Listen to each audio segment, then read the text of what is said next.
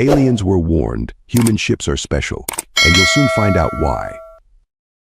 High Commander Jax Nubler drummed his 7 digits impatiently on the polished obsidian table as the holographic briefing continued. His emerald scales glistened under the artificial light of the Zargarian flagship's command center, and his reptilian eyes blinked vertically with thinly veiled boredom. And so, droned Admiral Krex, his voice like gravel being poured into a metal bucket, the humans have expanded their territory into the Centauri sector. Their mining operations on the gas giants have begun, and they've established 3 new colonies in the past solar rotation. Jax suppressed a yawn. Forgive me, Admiral, but why exactly should the mighty Zargarian Dominion concern itself with these mammals? He practically spat the last word. Their technology is centuries behind ours, their weapons are laughable, and their biological frailty is, well, frankly embarrassing.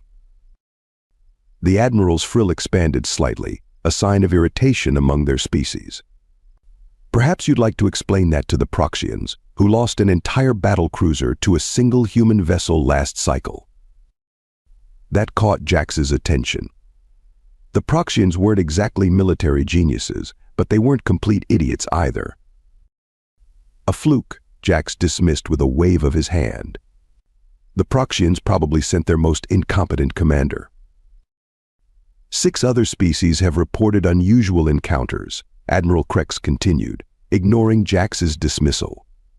The human ships appear primitive on our scanners, but they possess qualities we don't fully understand. Qualities? Jax snorted, causing his nasal ridges to flare. Like what? The ability to self-destruct spectacularly. Lieutenant Vixa, standing at attention near the wall, cleared her throat. Sir, the reports indicate that human vessels don't always obey normal spatial physics. Oh, please.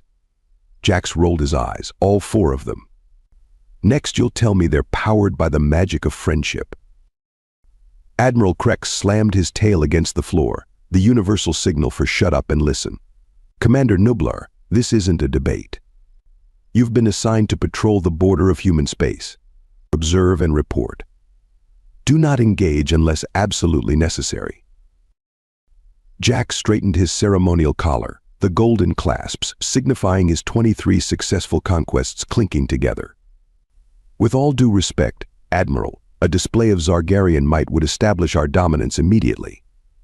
These humans need to understand their place in the galactic hierarchy. You mean like the Moldovians did? Or the Krell? The Admiral's voice dropped to a dangerous whisper. Both tried to establish dominance. Both had to sue for peace within a lunar cycle.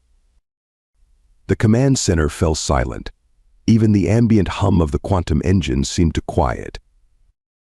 Fine, Jax said finally, his pride stinging worse than a Venusian jellyfish. Observe and report.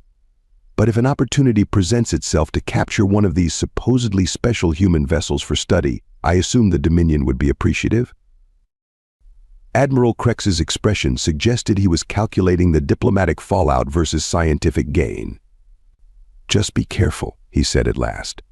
There's a reason we haven't annexed human territory, despite their apparent technological inferiority. Jax stood and performed the traditional Zargarian salute, right claw over his primary heart.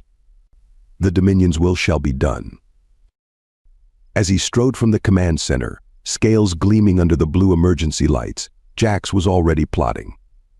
He'd capture a human ship, expose their primitive technology for what it was, and return to the Dominion a hero. How hard could it possibly be? Intact, Commander.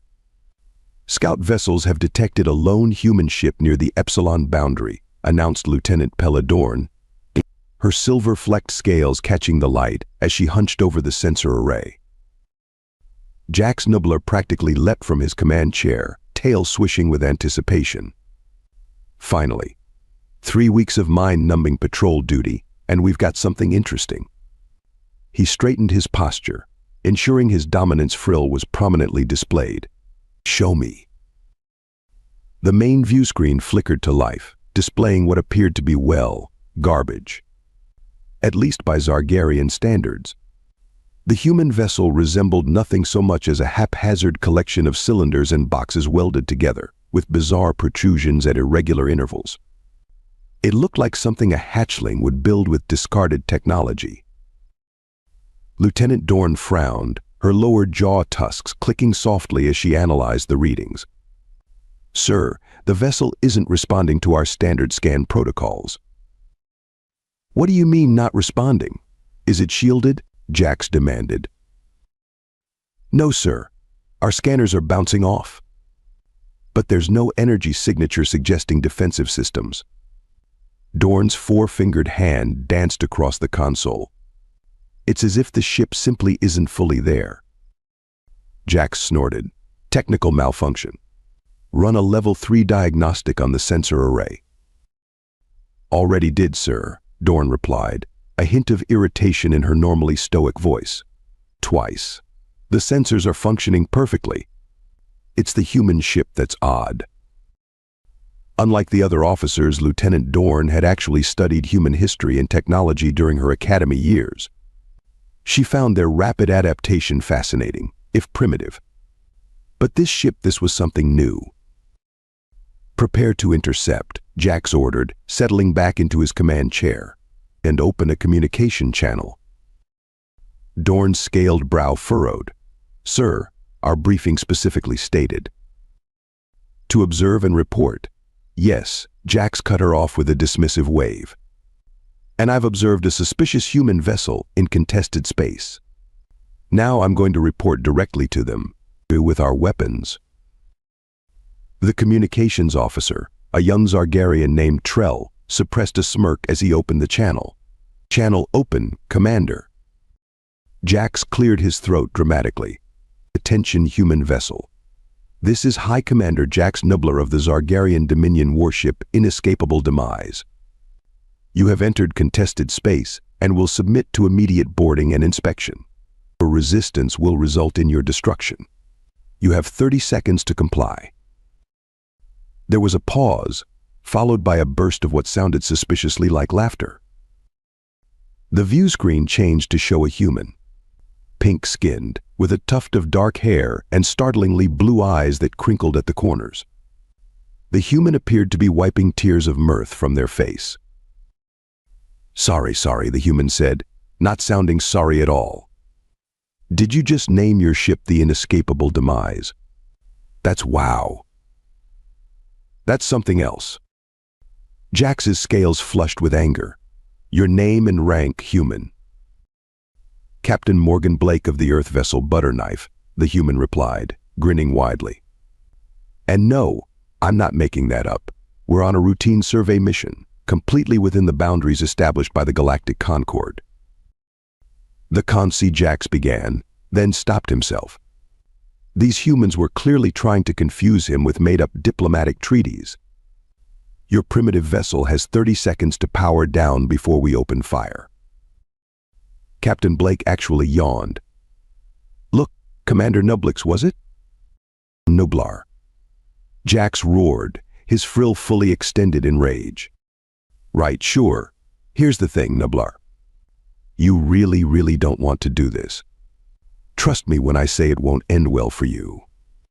Blake's expression had shifted, the humor replaced with something that, despite himself, sent a chill down Jax's spine. "So why don't we both just go our separate ways and pretend this little chat never happened?" Lieutenant Dorn leaned close to Jax. "Sir, I strongly advise." 20 seconds, human. Jax snarled, ignoring his second-in-command completely. Captain Blake sighed, a dramatically human gesture. "Well, can't say I didn't try diplomacy." The human pressed something off-screen. "Guess we're doing this the fun way." "Fun? You think this is a game?" Jax was nearly apoplectic. "Oh, absolutely," Blake grinned, showing too many teeth. "And the best part is, you don't even know what game we're playing yet." The human winked. "Catch us if you can, lizard boy." The communication cut off, and Jax's furious roar echoed throughout the command center. Lieutenant Dorn closed her eyes briefly. This was going to be a very long day. Before Jax could even give the order to fire, the human vessel, the absurdly named Butter Knife, simply vanished. Where did they go? Jax bellowed, his tail lashing against his command chair. Full sensor sweep. Now. Lieutenant Dorn's fingers flew across her console. Sir, they're behind us. What? Jax whirled around, as if he could see through the hull of his own ship. That's impossible. No ship can maneuver that quickly, especially not a primitive human. They're moving again, Dorn interrupted, her voice tense. Accelerating at that can't be right. Speak clearly, Lieutenant. They're accelerating at approximately 115 standard GS, sir, without any visible propulsion exhaust. A new voice entered the conversation. Fascinating. Science Officer Krilzana had been so quiet in his corner of the bridge that Jax had forgotten he was there. Tall, even for a Zargarian, with scales so dark green they appeared almost black, Xanta moved to the sensor display with unusual enthusiasm. No conventional engine could achieve that acceleration without killing organic crew, Xanta continued, his 4 eyes blinking in asynchronous excitement. And yet there's no quantum signature, no graviton manipulation field, no dark energy distortion. I don't care how they're doing it, Jax snapped. Pursued course. Maximum acceleration. The inescapable demise surged forward, its powerful engines propelling the warship to its maximum velocity. For a moment, Jax felt a surge of satisfaction they were gaining on the human vessel. Then the Butter Knife accelerated again, this time directly toward the nearby asteroid field. They're insane, Lieutenant Dorn breathed. No ship can safely navigate that density of debris at those speeds. Then we'll have salvage to collect instead of prisoners, Jax said with a cruel smile. Continue pursuit. The human ship skimmed the surface of an asteroid the size of a small moon, then performed a tight spiral around a cluster of smaller rocks. It was like watching a dancer, every movement fluid, precise, and apparently effortless. Sir, Dorn warned, if we follow that exact course. I know how to command my ship, Lieutenant. Jax roared, spittle flying from his jaws. The inescapable demise shuddered as its automated defense systems fired, vaporizing smaller asteroids in their path. But for every rock they destroyed, the debris field became more chaotic, more dangerous. A sudden crackle came over the communications system, followed by that infuriating human voice. Hey there, Scaly. Having trouble keeping up? Captain Blake sounded positively cheerful. If this is too much for you, we can slow down. Maybe put on some training wheels. What are training wheels? One of the junior officers whispered. Human stabilization devices for juvenile locomotion practice, Science Officer Xanta replied absently, still transfixed by the sensor readings. The captain is implying our piloting skills are underdeveloped. I know what an insult is. Jax slammed his fist on the armrest of his command chair, accidentally activating the ship-wide announcement system. His roar of frustration echoed throughout all decks. Ooh, someone's getting cranky, Blake's voice sang through the comm. Tell you what, we're going to do a little maneuver we like to call the corkscrew. See if you can follow this.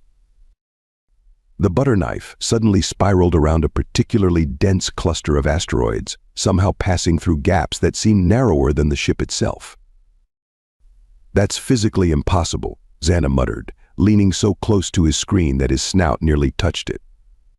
The ship's dimensions exceed the available space by at least 30%, and yet his voice trailed off as he began recording observations on his personal datapad. Sir, we cannot safely replicate that maneuver, Lieutenant Dorn stated firmly. We need to go around this cluster and intercept them on the other side. Jax's scales darkened with rage. We are not taking the long way around. Follow them exactly. Commander, with all due respect, Dorn began. That's an order, Lieutenant. The bridge crew exchanged nervous glances as the helmsman reluctantly adjusted their course. The inescapable demise groaned as it attempted to twist through the asteroid field. A massive impact rocked the ship. Warning klaxons blared. Hull breach on Deck 7. Someone shouted. Automated seals engaged. Structural integrity compromised in sections 12 through 15. Through it all, the human's voice returned, sounding for all the world like they were having the time of their life. "You guys still back there? Ouch, that sounded expensive. Want to call it quits before you scratch your paint job any worse?" Science Officer Xanta looked up from his readings, eyes wide with scientific wonder. "Commander, I believe the human vessel may be altering its physical properties to navigate these obstacles. The dimensional readings are fluctuating in a pattern I've never seen before." "I don't care if they're using magic." Jax was nearly foaming at the mouth now. "We are the Zargarian Dominion. We do not surrender to primitive mammals in a flying scrap heap." Actually, came Blake's voice again, somehow having accessed their internal communications. "This scrap heap has a name. And right now, the butter knife is carving you up pretty good." Laughter, multiple human voices echoed through the comm system before cutting off. Lieutenant Dorn met Jax's furious gaze steadily. "Your orders, Commander?" Jax's claws dug into the armrests of his chair. "Continue. Pursuit." The chase had lasted nearly 6 hours. The inescapable demise had suffered damage to multiple systems. 3 crew members had been sent to medical with injuries, and Commander Jax Nubler's patience had long since evaporated like water on a desert planet. "Sir." The tactical officer's voice cut through Jax's brooding. "The human vessel has slowed dramatically. They appear to be experiencing some kind of power fluctuation." Jax straightened in his chair, his frill perking up with renewed interest. Hitting on screen. The view screen showed the butter knife listing slightly to one side, its running lights flickering erratically. Small vents along its hull were releasing what appeared to be coolant gas. Lieutenant Dorn studied her readouts. "Confirmed, Commander. Their power output has dropped by 63%. They're venting plasma and their shields are offline." She hesitated.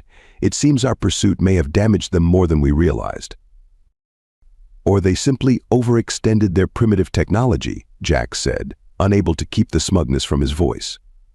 "These humans clearly rely on tricks and illusions rather than proper engineering. Bring us alongside them and prepare a boarding party." Science Officer Xanta looked up from his station. "Commander, I strongly recommend caution. The power fluctuation pattern doesn't match any known engine failure mode. It's too rhythmic." "Are you suggesting they're faking?" Jax scoffed. "Why would they do that?" "I don't know," Xanta admitted. "But these readings are puzzling." "Your concerns are noted, Science Officer," Jax said dismissively. And ignored. "Lieutenant Dorn, you will lead the boarding party." He flicked his tongue in thought. "I believe I'll accompany you personally. I want to see these humans face to face when they realize their little game is over." 20 minutes later, Jax stood in the docking bay addressing 30 heavily armed Zargarian Marines. His ceremonial armor gleamed under the lights, each scale polished to reflective perfection. "Warriors of the Dominion," Jax began, his voice echoing dramatically around the chamber. "Today we make history. For too long, these humans have been a mystery to our kind. Their primitive vessels somehow eluding our understanding through trickery and deception." The Marines thumped their tail blades against the deck in unison, a traditional sign of approval. "But today," Jax continued, warming to his speech, "today we demonstrate the true power of Zargarian might. Today we capture a human vessel and claim their secrets for the Dominion. Your grandchildren will hatch from their eggs hearing stories of this day." Lieutenant Dorn, standing to the side in full combat armor, managed to avoid rolling all 4 of her eyes, but it was a close thing. "When we return," Jax was practically shouting now, "the Admiral himself will." "Sir," Dorn interrupted, pointing to the status display, "the docking seal is ready." Jax deflated slightly at having his grand finale cut short. Yes, well. Forward to glory. The boarding tube extended from the inescapable demise to the seemingly dormant human vessel. Sensor readings indicated successful atmospheric interface, and the airlock cycled green. Strange, Xana murmured, scanning the connection point. The material at the connection site appears to be adapting to our docking mechanism, reshaping itself at the molecular level. Is the seal secure? Jax demanded. Yes, but... Then we proceed. Jax moved to the front of the boarding party, determined to be the first through the airlock. The tube was standard Zargarian military issue, a straight shot from one ship to another. Yet somehow, halfway across, Jax felt disoriented.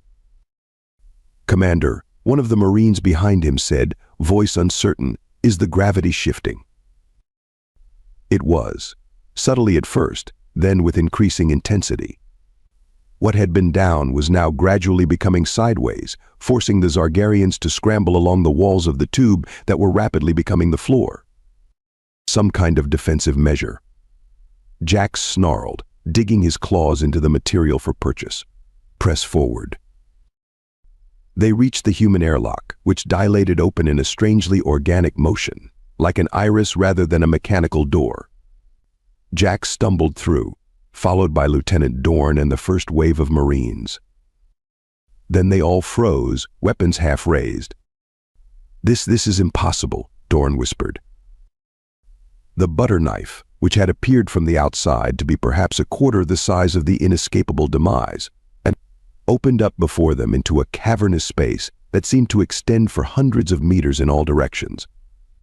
The architecture was unlike anything Jax had ever seen: curved walls flowing into arched ceilings, surfaces that seemed to ripple slightly, as if breathing, lighting that had no visible source yet illuminated everything perfectly. By the first egg, one of the Marines breathed. It's bigger on the inside than the outside. Science Officer Xana pushed his way forward, scanning device in hand. Fascinating. It appears to be utilizing some form of dimensional folding, perhaps even pocket dimension technology. The spatial geometry is... Stow the scientific babble. Jax snapped, though he couldn't quite keep the awe from his voice. Spread out and secure the area. Find the humans. As the Marines cautiously advanced, the deck beneath them suddenly lurched, sending several of them tumbling. Gravity shifted again, this time pulling in multiple directions at once. 3 Marines found themselves being tugged toward the ceiling, while others were dragged sideways toward the walls. What is happening? Jax demanded, clinging to what appeared to be a support column. Welcome aboard the butter knife, Commander Nublar. Captain Blake's voice echoed from everywhere and nowhere at once. We were wondering when you'd accept our invitation. Lieutenant Dorn managed to stabilize herself by wedging her tail against a bulkhead. Invitation? You've been running from us for hours. Running? Blake's disembodied voice sounded genuinely amused. Oh no, Lieutenant. We've been leading you. There's a difference. The gravity suddenly normalized, causing several Zargarians to crash unceremoniously to the deck. Now then, Blake continued cheerfully, who's ready for the tour? Shall we begin the tour at the engineering deck? Or perhaps you'd prefer to see the recreational facilities first? Captain Blake's voice continued to emanate from all around them, maddeningly pleasant. We have an excellent zero-G racquetball court that's quite popular with first-time visitors. Jax snarled, leveling his plasma rifle at the nearest wall. Enough games. Show yourself, human. Oh, I wouldn't fire that if I were you, Blake cautioned, still unseen. The butter knife might take it personally. Take it? What are you talking about? Jax demanded. A ship cannot take anything personally. It's a machine. Science Officer Xanta, who had been running his scanner over a nearby bulkhead, suddenly stepped back, his 4 eyes widening in astonishment. Commander, the ship, it's alive. Don't be ridiculous, Jax snapped. Not alive in the conventional sense, Xanta clarified, his voice hushed with scientific awe. But these readings indicate a hybrid structure. Part mechanical, yes, but also part biological. And something else entirely that my scanner can't even identify. Lieutenant Dorn moved to examine Xanta's readings. That's impossible. No species has successfully merged biological components with starship systems. The power requirements alone would. Ah, but that's where you're thinking too conventionally. Blake's voice interrupted.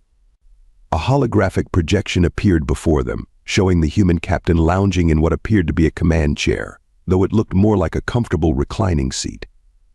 You're still stuck on the idea that ships need engines, reactors, and fuel. All vessels require power sources, Jax stated flatly. Do they, though? Blake grinned, taking a sip from a steaming mug. Does your body need an engine? Does a tree need a reactor? Does a thought need fuel? Riddles and nonsense. Jax gestured sharply to his Marines. Secure this deck.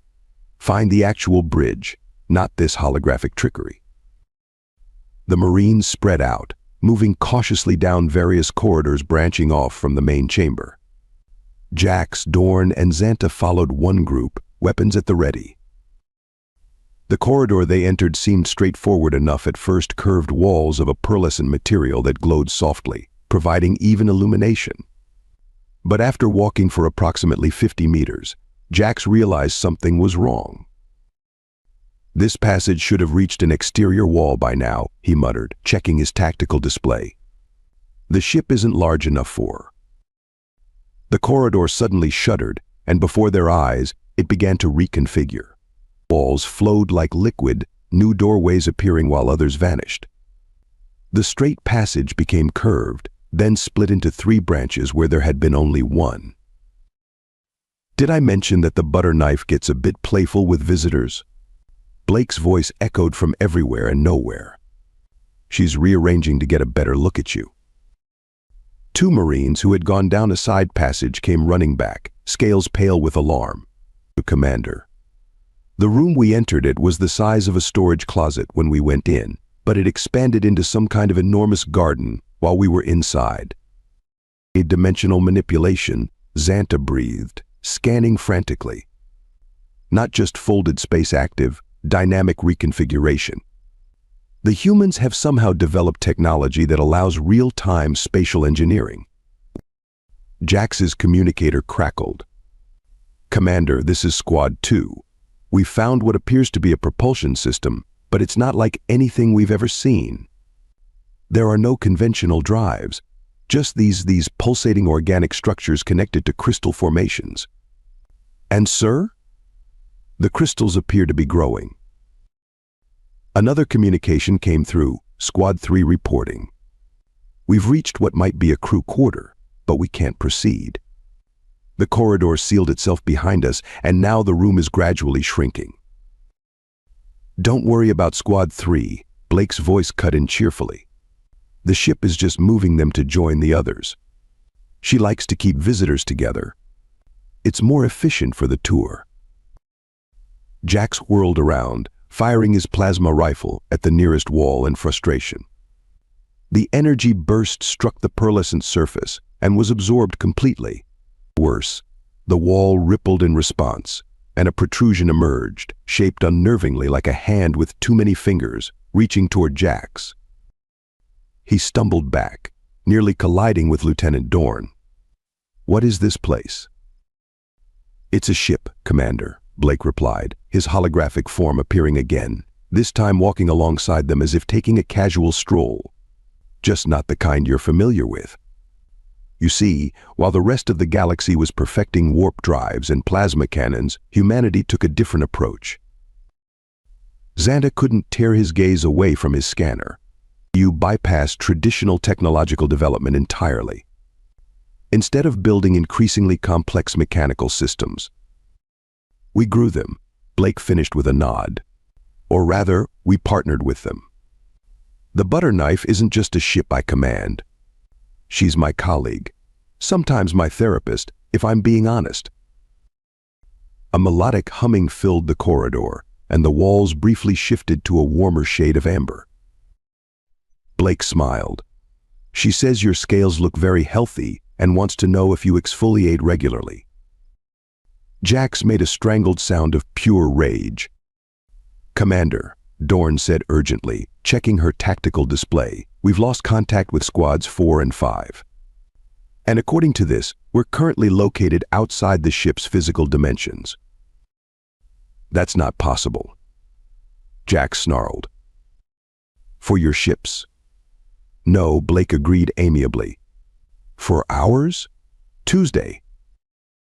Xanta suddenly gasped, his scanner nearly falling from his grasp. The ship, it's not just reconfiguring its internal space. It's reconfiguring itself at the quantum level. These readings suggest it exists partially in multiple dimensions simultaneously. Give the science lizard a prize. Blake clapped his holographic hands. Technically, the butter knife exists in 7 dimensions at once, though we only actively use 5 for day-to-day operations. The other 2 are mostly for storage and special occasions. Jax's tail lashed in agitation. This is absurd. No species could possibly develop technology so far beyond your understanding that it might as well be magic? Blake finished for him. Yeah, we get that a lot. That's why we usually try to warn folks before they get in over their heads. He shrugged. But some people just have to learn the hard way. The corridor suddenly spiraled, walls and ceiling flowing like water, and the Zargarians found themselves back in the massive central chamber where they'd first entered. All of their scattered squads were already there, looking bewildered and distinctly uncomfortable. I believe Lieutenant Dorn said quietly to Jax that the humans have been toying with us from the beginning. Jax's scales darkened with humiliation. Impossible. They are primitive mammals who barely achieved spaceflight a few centuries ago. And yet, Xanta pointed out, we are currently standing inside a ship that defies every law of physics we understand, unable to find our way out unless they permit it. Blake's hologram appeared in the center of the chamber, now seated casually on what appeared to be a floating chair. So, who's ready to negotiate your surrender? An uncomfortable silence fell over the chamber. Jax Nublar, High Commander of the Zargarian Dominion warship Inescapable Demise, stood rigid with fury, his claws digging into his palms so deeply that droplets of amber blood pooled on the floor. Around him, his Marines, the elite of Zargarian military, might look like lost hatchlings, weapons held uselessly at their sides. Surrender? Jax finally spat. The Zargarian Dominion does not surrender to anyone, especially not to soft-skinned mammals who. Yes, superior species, apex predators, scaly supremacy. I've heard it all before, Blake interrupted with a dismissive wave. Look, I'm trying to be nice here. I'm offering you a dignified exit rather than, the human gestured vaguely. The alternatives. Lieutenant Dorn stepped forward. Captain Blake, what exactly are you proposing? Blake's hologram smiled. Simple. You all walk back through the docking tube to your ship. We disengage. You go home and report that humans aren't worth the trouble. Everybody lives. Easy peasy lemon squeezy. Lemon squeezy? Repeated one of the confused Marines. Science Officer Xanta, still enthralled by his scanner readings, looked up. Commander, I strongly recommend we accept the humans' offer. My analysis indicates that the butter knife's offensive capabilities are substantial. We haven't seen any weapons, Jax protested. Xanta's expression was grave. That's what concerns me. After a moment of tense silence, Blake sighed. Tell you what, let me sweeten the deal. We'll give you an escort back to your ship. No tricks, no recording your humiliation, no telling all our human friends about how the big bad Zargarians tucked tail and ran. Just a clean breakup. We can even still be friends from a distance. Jax's frill twitched with indecision. The thought of retreat was physically painful, but the thought of being trapped in this impossible ship was worse. Fine, he ground out finally. We will withdraw. For now. Blake beamed. Excellent choice. If you'll all follow the glowing path, it will lead you back to your ship. A luminescent trail appeared on the floor, pulsing gently. The Zargarians began to follow it, Jax bringing up the rear with Lieutenant Dorn and Science Officer Xanta. As they walked, Xanta leaned close to Jax. Commander, I've been analyzing the ship's structural composition. It appears to incorporate technologies from at least 7 different species, several of which I recognize. Proxian organic circuitry, Moldovan dimensional physics, even some elements that appear Krell in origin. Jax's eyes narrowed. The species that tried to establish dominance over humans and failed. Precisely, Xanta confirmed. But the integration is remarkable. It's not simple copying.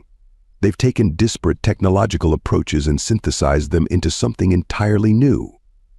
Something none of the original species could have conceived. They passed through a section where the walls had become transparent, revealing what appeared to be a trophy room. Displayed prominently were fragments of ships' hull plates bearing insignia from various species, weapon systems, and what appeared to be the entire bridge module of a Proxian dreadnought. Are those? Dorn began. Souvenirs, Blake's voice confirmed cheerfully from everywhere at once. We're sentimental like that. As they approached the airlock, Blake's hologram appeared one final time, leaning casually against the wall. Oh, and Commander Nublar. Just so we're clear, we could have destroyed your ship at any point during our little game of tag. The butter knife was actually quite disappointed we didn't get to show off some of her more energetic capabilities. The ship's walls pulsed briefly with a deep crimson light. She's still a bit upset about that Proxian cruiser, Blake added conspiratorially. They fired first. Didn't end well for them. Jax paused at the airlock, his pride battling with his growing understanding of just how outmatched they had been. Why didn't you destroy us? Blake said simply. We like to know how different species react when they encounter something they don't understand. Some attack immediately. Some try diplomacy. Some run away. The human gave Jax a pointed look. Your response has been educational. This was all a test, Lieutenant Dorn asked incredulously. The whole time, Blake confirmed with a nod. And now we know exactly what the Zargarian Dominion is all about. That information will be extremely useful in future interactions. The airlock dilated open like a living iris. One last thing, Blake called as they filed through. When your superiors ask what happened today, and they will remember this, we showed restraint. Make sure they understand what that means. The last thing Jax saw before the airlock sealed was Blake's hologram giving him a mock salute and a wink. As the Zargarians rushed back through the docking tube, Jax couldn't shake the chilling realization that humans hadn't just been testing their technology. They'd been testing their character, and he had failed spectacularly. 3 days later, Commander Jax Nublar stood at rigid attention in Admiral Krex's office aboard the Zargarian Central Command Station. His uniform was immaculate, his scales polished to a high sheen, and his posture perfect.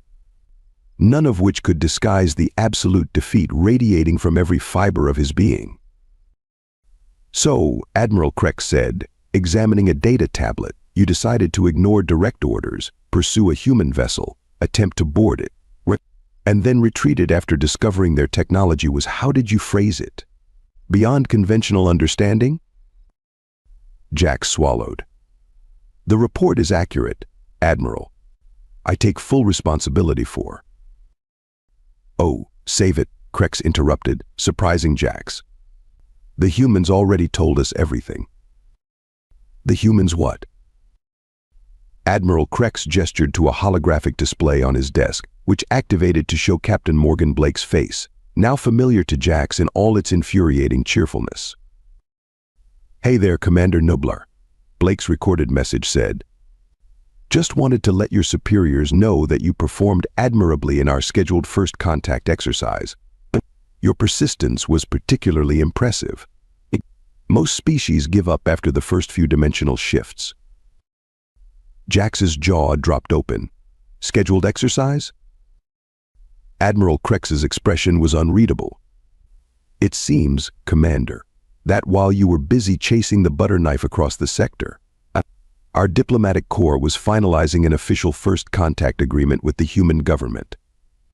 Your encounter was apparently part of their standard protocol.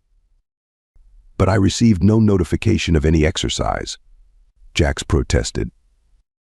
Precisely the point, apparently, Krex said dryly. The humans insisted on testing a genuine reaction from our military. You were selected based on your, how did they put it? Ah yes, your predictable aggression profile.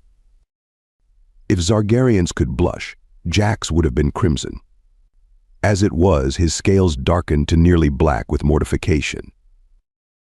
In light of this diplomatic breakthrough, Krex continued, and your unique experience with human technology, you're being reassigned. Jax straightened hopefully. Perhaps a chance at redemption? A special task force to study human weaknesses. Effective immediately, you will serve as the Zargarian military attaché to the newly established human embassy. Jax felt the room spin. Cultural exchange? Indeed, Krex said, and Jax could swear he saw the Admiral's mouth twitch with barely suppressed amusement. You'll be working directly with their representative to foster mutual understanding between our species. Please tell me it's not. The door to the Admiral's office slid open, and Captain Morgan Blake walked in, now very much in the flesh. The human was shorter than Jax had imagined, but somehow more intimidating up close. Commander Noblar, Blake exclaimed, extending a hand in the human greeting gesture. Or should I say, attach Noblar now. I've been looking forward to working with you. I have so many questions about Zargarian culture. For instance, do those head frills always change color with your emotions, or is that something you can control? Jax's frill, currently a deep shade of horrified indigo, flattened against his skull. We're going to be such great friends, Blake continued enthusiastically. And wait until you see your office at the embassy. The butter knife helped design it specially for you. It changes dimensions only twice a day, and we've kept the gravity mostly consistent. As Admiral Krex failed to hide a